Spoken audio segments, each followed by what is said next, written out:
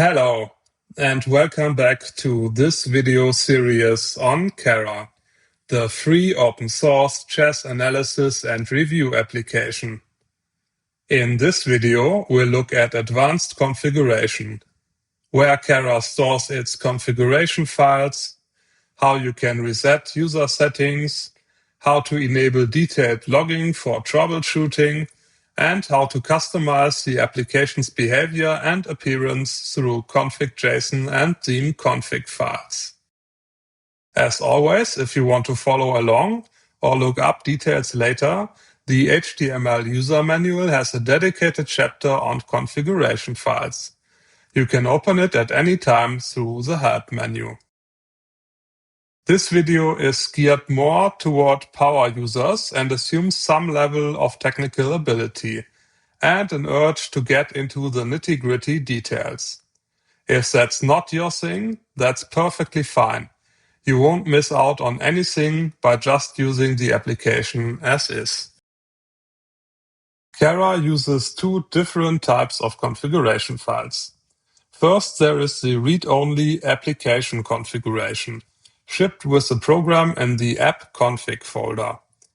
This includes config.json for behavior and a number of style config.json files defining the visual style of the application, which we will refer to as theme files throughout the rest of the video. Second, there are user data files that CARA uses to persist your in-application settings, such as your board settings or engine configurations. These are user settings.json and engine parameters.json, and they live in your user data directory.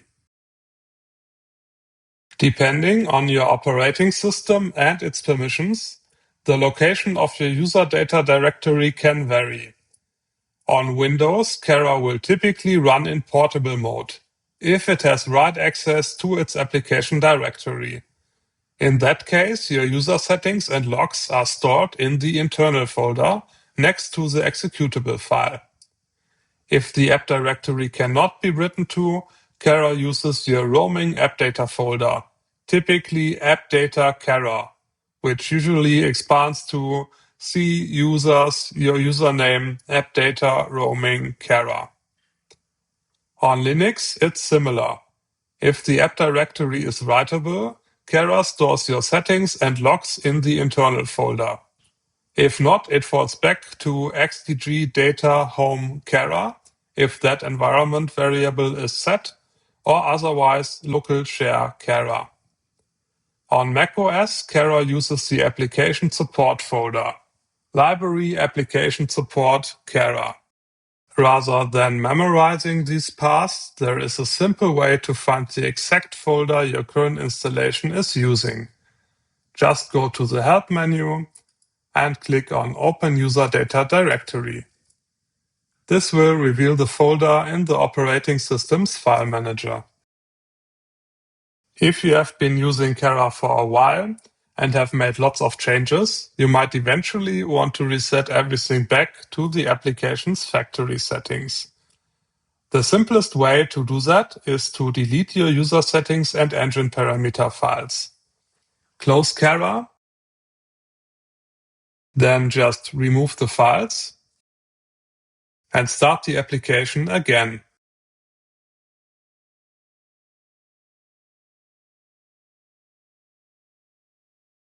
Now the default application settings have been restored.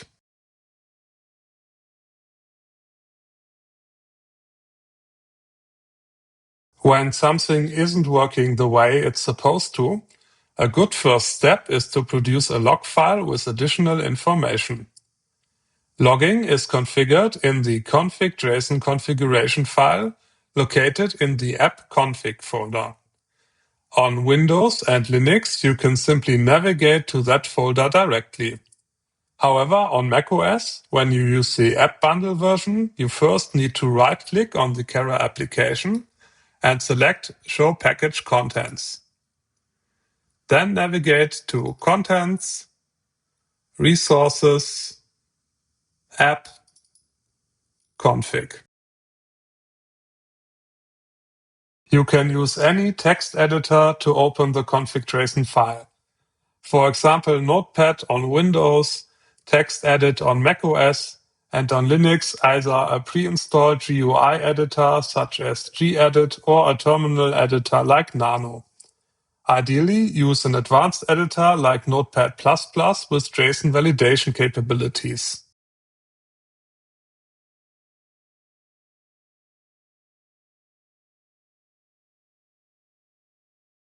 As you can see, CARA uses a JSON structure for its settings files. It's a simple, structured, cross-platform format that is easy for the application to read and validate, while also remaining reasonably readable for humans.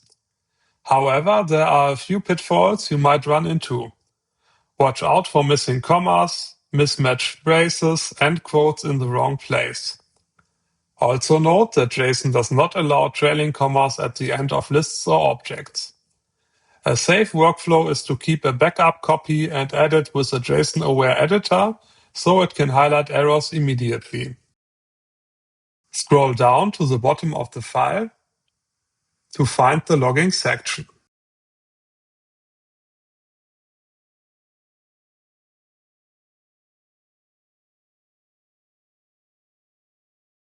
It defines two independent logging targets: console logging, used if you start CARA from a terminal, and file logging, which is usually the relevant option if you use the pre-built app bundles and start the application from the desktop.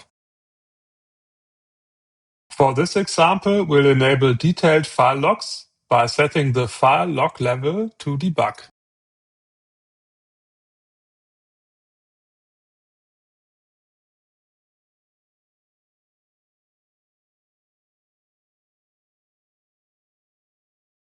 Now let's restart the application. If I navigate again to the user data directory, you can see that a log file has been created. And it now includes some debug information. Next, let's look at a few more practical and safe examples of config.json configuration changes you might consider. In the Player Stats view, CARA has a Games by Performance section that can identify and link to the best and worst games of the selected player. By default, these are kept to 3 games each. Let's say you want to increase the limit to 5. Close the application and open the config.json configuration file. Then find UI, Panels, Details, Player Stats. And then look for the Top Games setting. Now you can increase the limit as you wish.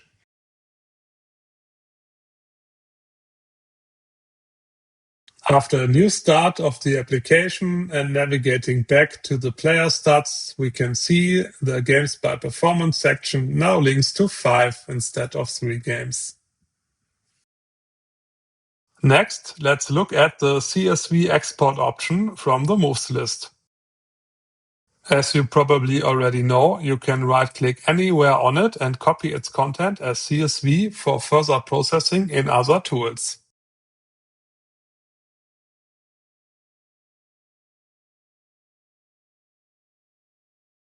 By default, CARA uses a comma as the CSV separator. Let's change this to a semicolon.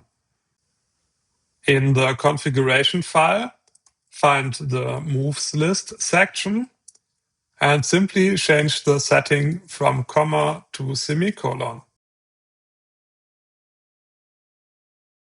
The next time you perform the CSV export, you will see that it now uses the semicolon as the separator character.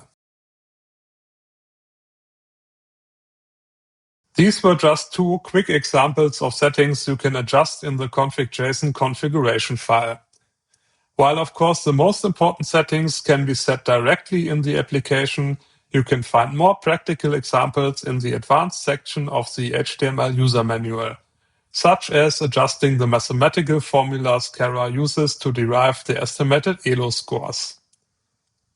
Now let's move away from the behavioral configuration and look at how you can customize CARA's visual appearance. CARA separates behavior settings from visual styling. Appearance-related configuration settings live in the style config.json theme files next to the config.json file. At the time of recording this video, CARA ships with 3 built-in themes, which you can switch directly within the application from the View menu. Default is the standard theme, which we are currently looking at. Then we have Light and Scala. As you can see, these themes can drastically change the appearance of the app, and you are not restricted to just the 3 built-in ones. To show this, let's create a new one. The best workflow for creating a new custom theme is to start with an existing one as a base.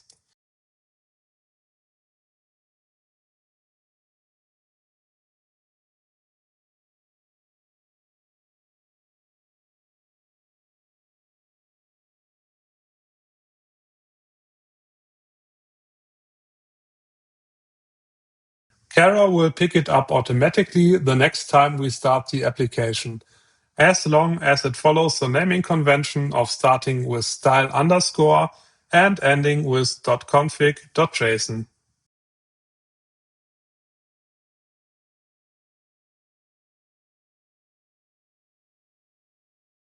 When you look at the theme files, you'll notice a constant section at the top. This is where a theme defines reusable building blocks, typically colors and fonts, so you don't have to repeat the same values all over the file.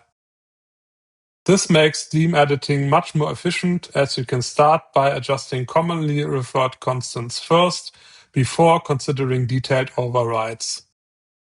As an example, let's look at the font family primary constant. This is referenced throughout the file in multiple places, which can define a font face. For example, I will just change the first font in the font family list. However, if you plan to share your theme or use it across different platforms, it's best to include several matching fonts, ordered from most preferred to last preferred, as operating systems ship with different fonts.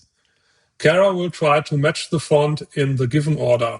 If no matching font can be resolved, it will try to substitute it with a suitable available font automatically. Let's save this and have a quick look to see if our new theme is being picked up.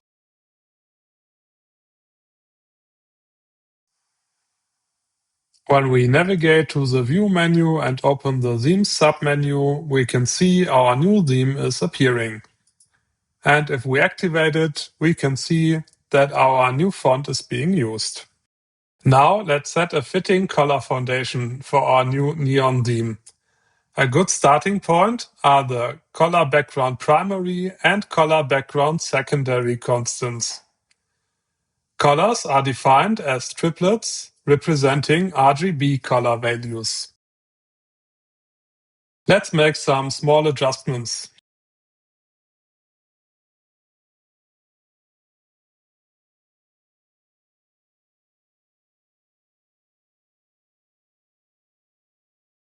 Next, let's dig a bit deeper into the configuration and change the colors of the chessboard squares.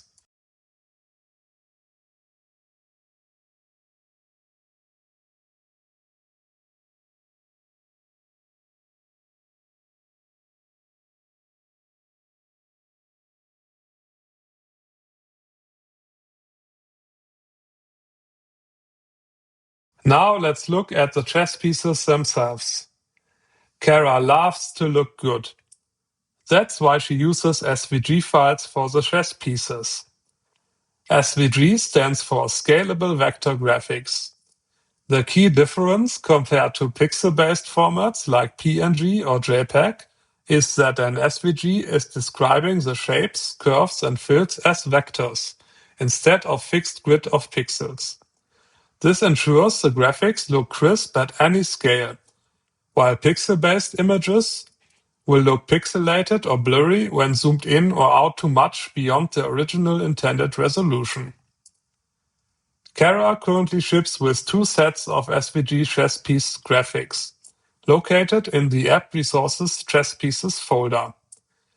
The standard pieces are based on the well-known C-Burnett SVG set from Wikimedia Commons, and the Scholar pieces are a custom set currently used by the Scholar theme. There are many freely available SVG chess pieces sets available on the internet, and of course you can also create your own. You just need to follow the expected file naming convention, so CARA can map each SVG file to the correct piece. Each piece is a separate SVG file named with a 2-letter code. The first letter is the color, W for white and B for black. And the second letter is the piece, K for king, Q for queen, R for rook, B for bishop, N for knight, and P for pawn. For this example, I just reuse the Scholar chess pieces.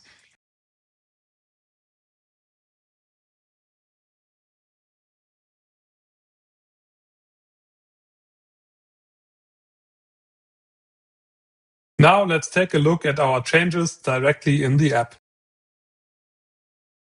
Since CARA supports hot switching of the themes, we don't need to reload the application.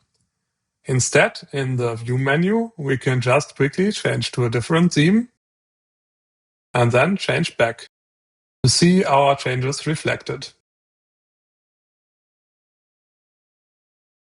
Of course, to create a complete new theme which stands out from the existing ones, we would have to spend more time on it. But for this video, this example should do. To wrap up, you should now have a good understanding of how CARA works with the configuration files, how you can make advanced adjustments, and even create new themes. Of course, as always, there is only so much that can be shown in a short video like this. So ensure to take a look at the HTML manual for more details and examples. This video is part of a video series, and I add new videos one by one. So please stay tuned and check back from time to time to see if there's a new video. Thanks for watching.